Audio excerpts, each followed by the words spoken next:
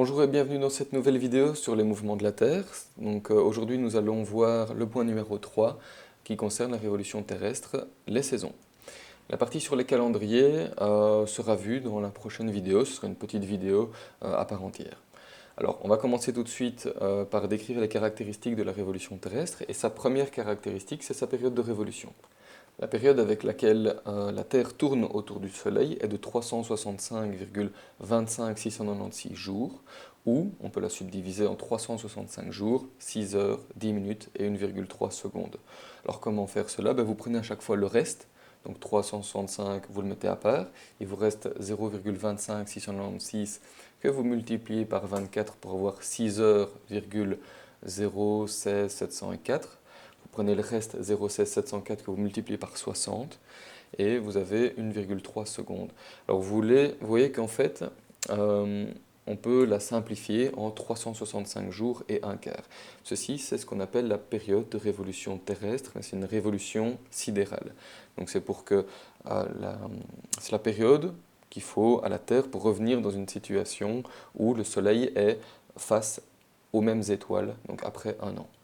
Voilà. On aura l'occasion d'y revenir à cette révolution sidérale lors de la prochaine vidéo. Ok, donc on résume 365 jours et un quart. Alors, autre caractéristique, c'est que cette révolution se fait dans le sens anti-horlogique, et c'est-à-dire que anti-horlogique vu du dessus. Donc vous avez le Soleil au centre, et bien la Terre tourne vue du dessus dans le sens anti-horlogique. Donc c'est comme si on voyait le système solaire vu du dessus. Alors, une autre caractéristique, c'est qu'elle tourne dans le plan de l'écliptique. Alors, l'écliptique, qu'est-ce que c'est? En fait, l'écliptique, c'est un grand plan dans lequel tournent toutes les planètes autour du Soleil. Donc ce grand plan, ici vous voyez par exemple la Terre qui tourne dans le sens anti-horlogique, avec la petite flèche orange, autour du Soleil et dans ce qu'on appelle le plan de l'écliptique. Alors, vu de la Terre, en fait, ça n'a pas du tout cette forme-là, évidemment. Donc, vu de la Terre, on verra, nous, toutes les planètes évoluer dans ce plan-là. Donc, voici par exemple une image qui nous montre Mercure, Vénus et Saturne. Eh bien, le plan de l'écliptique, c'est une ligne qui joint, à peu de choses près, donc toutes les planètes.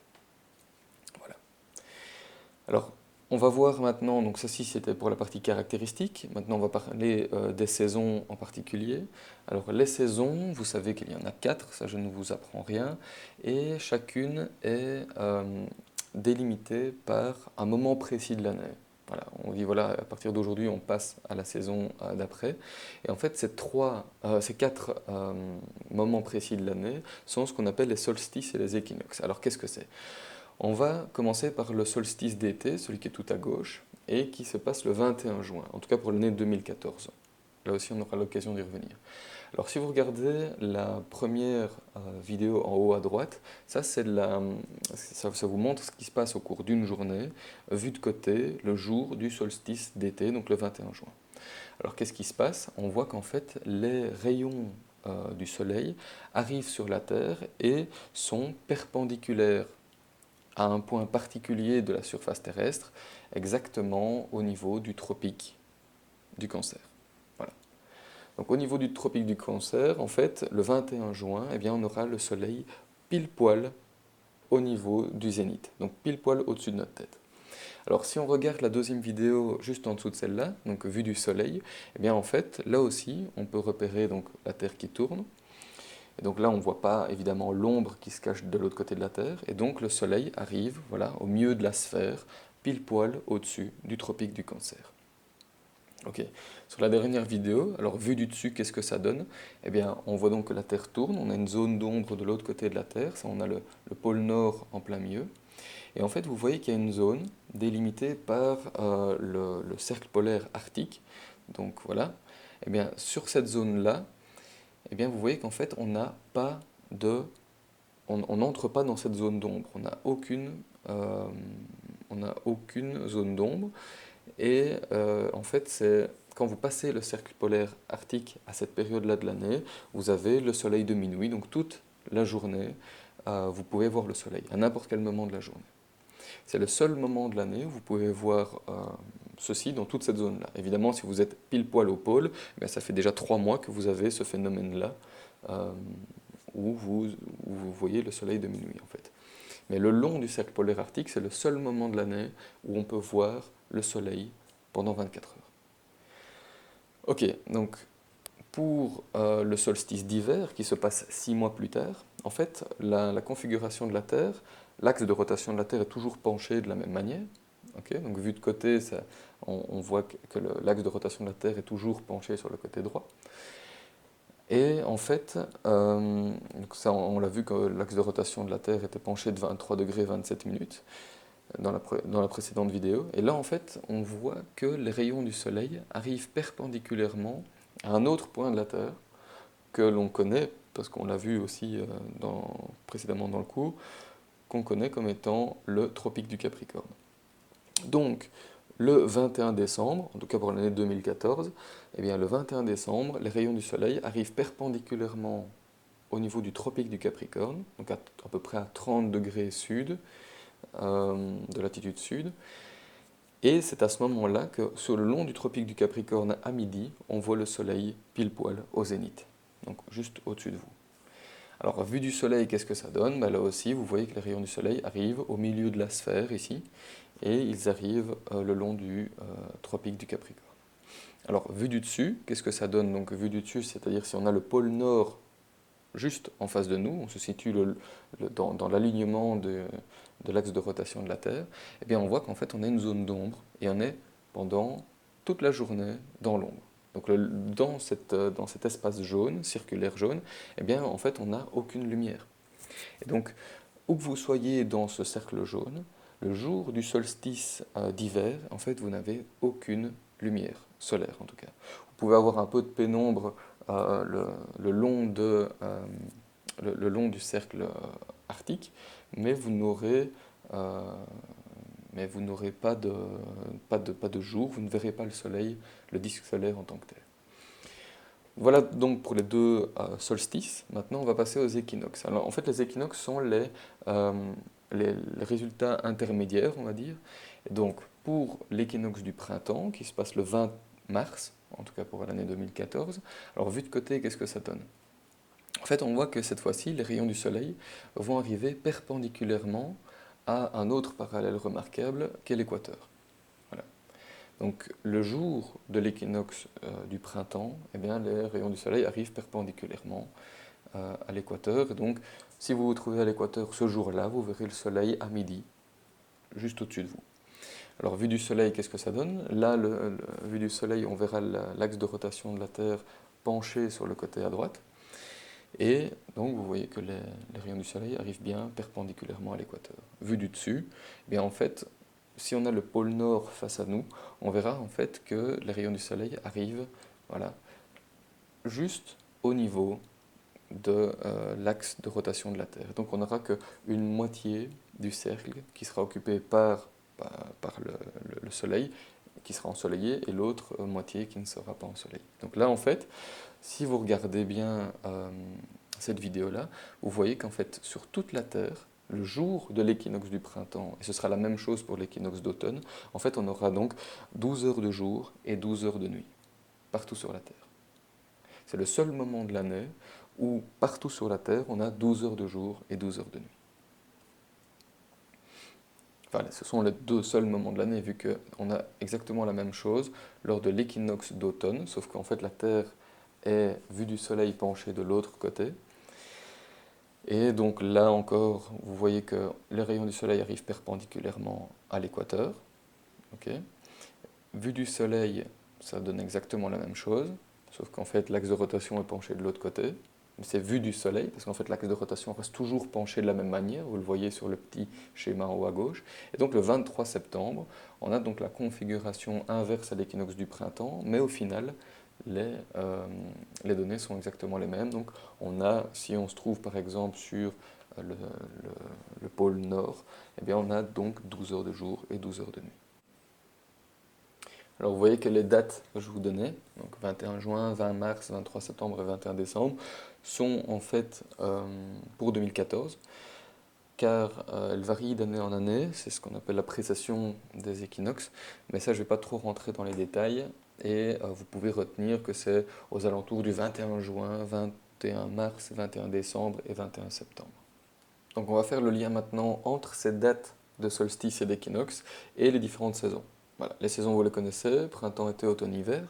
Et en fait, on voit que chacune de ces saisons apparaît à un moment bien particulier, en tout cas selon notre calendrier. Donc ce qu'on va appeler les saisons calendaires, voilà, donc en hémisphère nord. Donc le printemps commencera le 20 mars et se terminera le 21 juin de cette année-ci. L'été commencera le 21 juin, se finira le 23 septembre. L'automne commencera le 23 septembre, se finira le 21 décembre. Et l'hiver commencera lors du solstice d'hiver le 21 décembre et se finira lors de l'équinoxe du printemps le 20 mars. Donc selon notre calendrier, eh bien en fait on voit que les périodes chaudes, été et les périodes froides, par exemple l'hiver, en fait sont décalées d'environ un mois et demi. Parce qu'en fait, le 21 juin, c'est le moment où, dans l'hémisphère nord, on est le plus proche du soleil, donc c'est-à-dire que c'est là où il fait le plus chaud, alors qu'en fait, pour nous, culturellement, l'été, c'est la période la plus chaude. En fait, on voit que ce n'est pas du tout le cas. Les Chinois, eux, ont compris ce principe-là, et dans leur calendrier, en fait, ils ont décalé, vous voyez qu'ils vont décaler et adopter les saisons astronomiques, où en fait on a les passages d'une saison à l'autre, donc un mois et demi après les dates d'équinoxe et de solstice. Donc vous voyez ces 4 moments précis de l'année, de passage d'une saison à l'autre, eh bien, ont plutôt lieu, par exemple, donc le passage du printemps à l'été a lieu environ vers le 4 mai. Voilà. Donc entre mars et juin, ben, c'est beaucoup plus logique parce qu'en fait, on a le milieu de la période chaude qui correspond à l'optimum de chaleur le 21 juin et le minimum de chaleur le 21 décembre. Ça, c'est ce que les Chinois ont dans leur calendrier, par exemple. Et donc, c'est un autre type de saison qu'on appelle la saison astronomique. Alors, quelles sont les autres conséquences de la révolution terrestre? Ben, on l'a vu lors de la précédente vidéo, la variation de la durée du jour est une des conséquences de l'inclinaison de l'axe de rotation terrestre et donc forcément est liée au fait que la Terre tourne autour du Soleil. Dans l'hémisphère nord, on aura une plus grande durée du jour en été qu'en hiver. Alors, toujours à cause de la révolution terrestre et parce que la Terre est sphérique, on voit apparaître à la surface de la Terre ce qu'on appelle des zones climatiques. Car en réalité, l'énergie qui nous arrive du Soleil n'arrive pas partout de la même manière à la surface de la Terre. En effet, prenez le point A. Vous voyez que si on prend un rayon du Soleil qui fait 1 mètre de diamètre et donc qui éclaire à la verticale une surface de 0,8 mètres carrés, eh bien vous voyez qu'en fait cette énergie, au plus on monte en latitude vers les pôles, et donc plus on va vers le point B, plus cette énergie va être dissipée sur une grande surface. Donc le même rayon de 1 mètre de diamètre va éclairer une plus grande surface en B, mais proportionnellement, cette énergie sera plus dissipée sur une surface de 1,6 m². Donc quasiment le double de surface par rapport à l'énergie qui arrive au niveau de l'équateur et en tout cas dans la zone intertropicale. Donc on va voir apparaître euh, voilà, 3 zones qu'on appelle la zone polaire dans les régions situées à peu près au-delà des cercles polaires arctiques et antarctiques, une zone chaude donc autour de l'équateur, donc qui correspond à peu près aux zones entre les deux tropiques, intertropicales, et entre les deux, une zone tempérée ou modérée, c'est selon, où les températures sont acceptables. Voilà. Alors, je voulais aussi porter mon attention sur l'orbite de la Terre. Alors, vous imaginez sûrement que la Terre tourne autour du Soleil, selon ce qu'on appelle une orbite ronde, voilà, comme c'est le cas sur l'écran. Mais en fait, ce n'est pas exactement le cas. L'orbite de la Terre est elliptique. Voilà, donc elle a plus ou moins une forme un peu aplatie comme ça sur le côté. Ici, j'ai exagéré, hein, donc normalement, ce n'est pas aussi fort. Et donc la Terre tourne, voilà, et accélère lorsqu'elle approche du Soleil. Donc le Soleil n'est pas vraiment au centre, il est un peu décentré. Là aussi, j'ai fortement exagéré. Et donc, en fait, on est le plus proche du Soleil en décembre. Vous voyez qu'aux autres moments de l'année, donc en mars, en juin et en septembre, on est un peu plus loin du Soleil.